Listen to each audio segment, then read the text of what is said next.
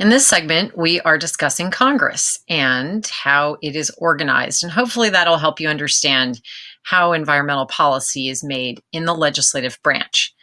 That branch, of course, is composed of both the Senate and the House. That's why we call it a bicameral branch. Now, as you can see here, we are now in the 115th Congress. We mark those because they are elected every 2 years. So the House has 435 members, the Senate 100. As you can see here, the Republicans dominate both houses. As I mentioned the other day, we have unified Republican government. 239 out of 435 House members are Republicans. It only takes 218, a simple majority, to pass legislation in the House. In the Senate, it also takes a simple majority, which is 51. So they have just enough members to pass what they need. Now, before we go on, we need to talk about what members want, and this is based in political science literature. Re-election, we assume to be their immediate and also proximal goal. That just means that members, we can assume, are trying to get reelected in order to do other things they want to do. If you don't get reelected, obviously you can't do anything in Congress. So how do they do that? Mayhew tells us they do it through advertising themselves. That is, they will go and produce newsletters and put information on their websites and visit lots of different organizations and make speeches. And while they're doing that, they are credit claiming or claiming credit for all the great things that they do. Now, they do work really hard. And what do? They write bills. They also try to bring federal dollars back to the district.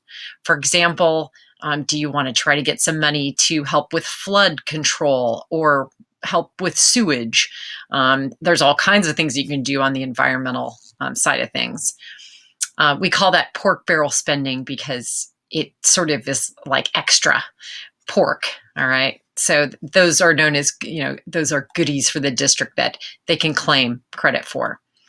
They also do take positions, particularly when it helps them get ahead with certain groups, organizations, that is constituents in their district. A constituent is someone you represent. They may also want to get influential within the House or the Senate. That means that maybe they just want to move up and be good leaders. And we'll hope that they also want to make good public policy. And as they're doing this, they're trying to balance national and district concerns. So if you can imagine someone like our own representative in the House, Pete Aguilar, he might have to think about whether it's good to support solar panels and subsidies for solar energy for homeowners. That could be great in a place like San Bernardino, but if you're in Alaska, maybe it's not so important. So all the time, at least when it comes to general kinds of bills, you have to think about whether or not what you want is really for your own district and is going to help you out versus is this really good for the nation? A couple of basic rules to keep in mind, and I mean these are quite important and fundamental. In the House, the majority party rules. I'm going to say it again, the majority party rules. That means that what the majority wants, the majority gets. It does that by setting up rules in its favor, and we're going to see how that works in a second. In the Senate, the majority still does rule, but individuals are extremely powerful. So parties do have a role to play in both houses or both chambers. But in the Senate, you really, as an individual, can stop things up by their traditional reliance and reverence for unlimited debate. You may have seen this depicted in movies where people filibuster, right? Well, the filibuster is the ability to talk a bill to death, and it means a vote will never be taken. The only way to cut off that unlimited debate is with 60 votes or 3/5 of the Senate. And because right now the Republicans only have 52 votes, you have to get the minority party or the Democrats to come along with that, which means by default, you need 60 votes to get anything through. That said, there are ways to try to get around it. And we'll talk about that in a little bit. So the majority party really does rule through leadership, of course. Here you can see Senator, the biggest picture there in the middle, Mitch McConnell. He's the majority leader of the Senate. And his counterpart is Speaker of the House, Paul Ryan. And in between, you can see the minority party leaders, Nancy Pelosi and Chuck Schumer, who helped lead the Democrats. I'm not going to go on before I address the importance of staff. You could do this when you graduate from college. You can become a staff member. Lots of opportunities. In the House alone, there are about 7,500 or so, and depending on the year, even up to 10,000. So where can you work? You could be on personal staff, meaning in DC or right here in the district. You could work for one of the committees or maybe even the leadership. In that capacity, you would help define policy alternatives. You'd be working on researching bills and producing policy analyses, framing arguments that are going to lead to Congress members voting for bills or against them.